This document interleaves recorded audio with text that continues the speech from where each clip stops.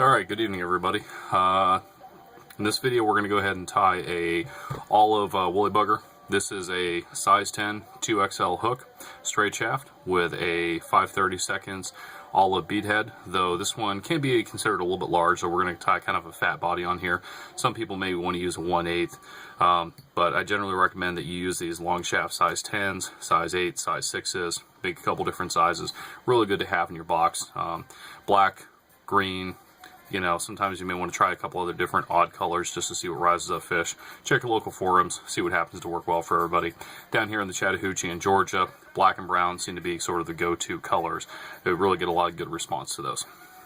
So we're going to start off by tying some 020 lead wire. So this is 200ths of an inch. And we're going to just start at the back here.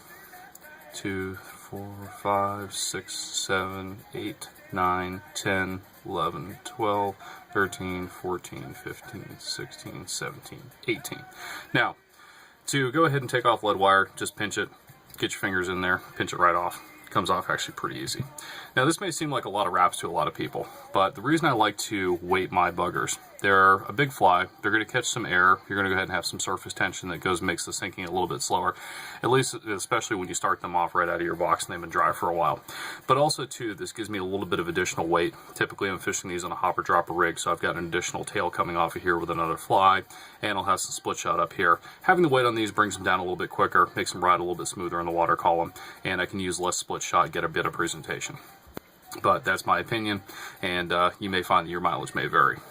So now we're going to start off in the body. Because this one is an olive color, we're going to go ahead and use some 6/0 olive unithread. Normally I would use flat wax olive thread here instead. I just happen to be out, so I'm going to make do tonight with this 6/0 unithread instead. So we're going to start up around the head, go ahead and get ourselves set in here, build up a little bit of a thread stud right there, just to go ahead and have something to hook onto later, but also trying to somewhat bring us even with the lead wire that we have in there. So go ahead and clean off my tag end, and I do loose wraps around the wire here. I try not to get too much between the lines or the coils of the wire. Go ahead and wrap a few around, and then a few more loose wraps up this way, a few more loose wraps back, tie a couple, and one more time we're going to go up and then back down again in a wide loose pattern. And what you'll notice here is we've got a good cross hatch across these lead wires. They're not going to go anywhere now. We've got a good solid base. We've got some friction material. The lead's pretty slick, so we want to go ahead and make sure that we've got some good line across, or string across this, so that we have something for our marabou and everything else to catch on to.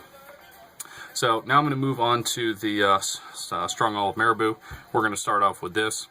You'll find a couple different schools of thought on how long these should be. Some people like really long, some people like really short. The general rule of thumb is that you want this about as long as the hook shaft itself. So we'll see right about there. So I'm going to take and set this in. Go ahead and give myself just a loose wrap around. Another loose wrap, and now I'll snug it a bit. Straighten up here, make sure everything looks good, and one more, two more, just to lock it in. Now what we're going to do here with this marabou is we're going to wrap this around the shaft. And we're going to spin it a little bit as we do it. The reason we're doing this is we want this to be kind of a fat, ugly looking fly here. We don't need this to be pretty. This is designed to catch fish, needs to get their attention, and quite frankly we want it to look a little bit buggy. So we're going to take and we're going to wrap it around, turning it just a bit as we do this. Oops, I actually forgot to do one thing here. First we got to bring our thread back up to the start position. So let's bring it up to the start position, and now we're ready to go. You'll see why we need to bring that thread up to the start position here in a second. So bring it around, go ahead and get it in, and then come up over the top here, pull this back out, snug that down, 1, 2, 3 tight wraps, and now we're ready to clean up here. Get this all trimmed off. Depending on the quality marabou you get, this is from Bass Pro, not the best quality stuff. It's got a fairly thick shaft to it, so I like to get in, do a little bit of quick cleanup around the head. That just helps me from crowding the head a little bit later when I need to do some additional wraps to get my whip finish put in place. So we're looking pretty good there. Alright, so that's a good start to a woolly bugger. Now we're going to bring this thread back a little bit here. all the way back to the tail end of the shaft. And now we're going to lay in a couple of different things here. So in some cases you can take some of this brown chenille, olive chenille. All I happen to have around tonight was this brown chenille. And you'll see what this does, creating a body around here.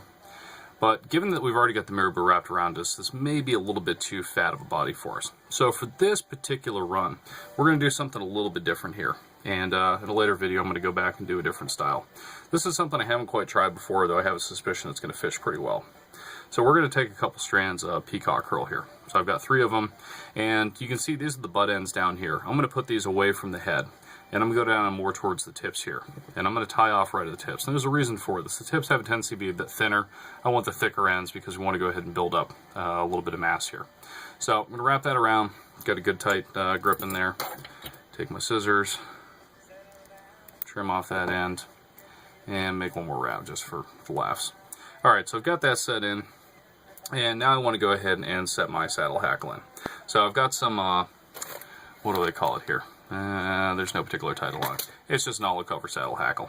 We're going to tie in right near the tip here. We want to go ahead and start off with a little bit of a soft hackle, or have a soft hackle style, not start off with, sorry. And so we'll go in about the length of the hook shaft, go ahead and set that down, do a quick cinch loop, 1 or 2 tightening loops, and now we've got that where we want.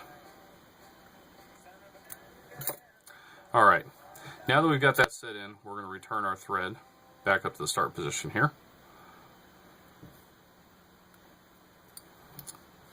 And we're going to take our peacock herl, and we're going to follow the same path around that we took with the marabou. So we're going to wrap this around. And this is a fairly thin body one. The next video I'm going to do a thicker body one. But I have a tendency to fish both. Some days one does better than the other. It just depends on what the fish happen to be going for that day, which is why I like to have a really good diverse set of buggers in my box. And now we'll cinch around. 1, 2, 3. Okay, got a good lock on that now. Now I go ahead and trim up my excess back here. Get up really close, trim that off. Just be careful not to cut your thread. Trust me, I've done that more than I care to admit. Now we've got our tail. We've got our body built up. You can notice the body's a bit darker. Doesn't look particularly pretty, but you know what? I could really care less. It's going to catch fish. That's really all that matters to me. Now, with the saddle hackle here, I still haven't found the most ideal method for getting everything to pop out. I just sort of go with it. You're going to want to spin it just a little bit as you bring it around, but you notice as you bring the saddle hackle around here, it pops out pretty well all on its own. So we'll follow those previous grooves that were left. Keep coming up around this until we get up right near the head there. Get up near the head, and I have a tendency to pull my bobbin strings out pretty long so I can set them on the ground and keep them out of the way. Shorten up there. Do a quick cinch loop. And I'm going to pull tight. And do 1, 2 good tight wraps. Just make sure I've got everything cut. Sorry, my phone just went off there. And we're going to trim over here. You can see where I trim right there. Still looks a little bit dirty, but you know what? Who cares? Now we're going to pull the hackles back here just a little bit.